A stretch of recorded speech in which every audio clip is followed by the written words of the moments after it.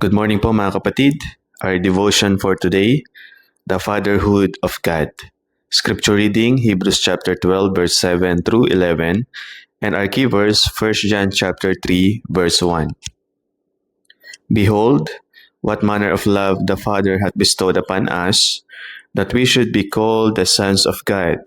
Therefore the world knoweth us not, because it knew Him not. Ang pagiging Kristiyano ay usapin ng isang relasyon kagaya sa isang pamilya. Kaya napakahalaga na lagi mong iniisip na ikaw ay isang anak ng Diyos at ang Diyos ang iyong Ama. Pag yan ang laging nasa iyong kaisipan, yan ang magkokontrol sa iyong pagsamba, sa iyong pananalangin, at sa kung papaano mo tingnan ang buhay na meron ka. So it is very important na makita mo na ikaw ay malapit sa pag-ibig ng Ama at sa pag-ibig sa presensya ng Diyos. Bilang mga mananampalataya, ikaw ay kinupkop sa tahanan ng Diyos at ikaw ay patuloy na nakikipag-usap sa banal na Diyos sa iyong Amang nasa langit. At walang kahit anong relihiyon ang pwedeng makapantay at pwedeng mag-offer sa iyo ng ganyang klaseng affection. Kaya pag lumapit ka sa Diyos sa panalangin, pwede kang lumapit sa Kanya bilang siya ang iyong Ama na siyang nakakarinig ng tibok ng iyong mga puso.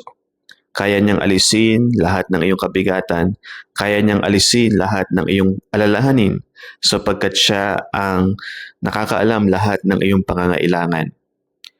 Ang iyong pangangailangan sa buhay na ito upang ikaw ay maging produktibo, magkaroon ng maayos na buhay, yan ay tinutugon ng isang mapagbiyaya at mapagmalasakit na Amang nasa langit, na siyang nangako sa iyo na hindi ka iiwan, hindi ka pababayaan, at kayang mag-alis lahat ng iyong kabalisahan. Patungkol naman sa kasalanan, pag tayo ay nagkasala, andyan ang ating Amang nasa langit upang tayo ituwid, idisiplina, hindi dahil galit siya sa atin, kundi dahil siya ay matibay, nagmamahal at matalinong Ama na siyang hinahanap lamang ang pinakamabuti para sa atin.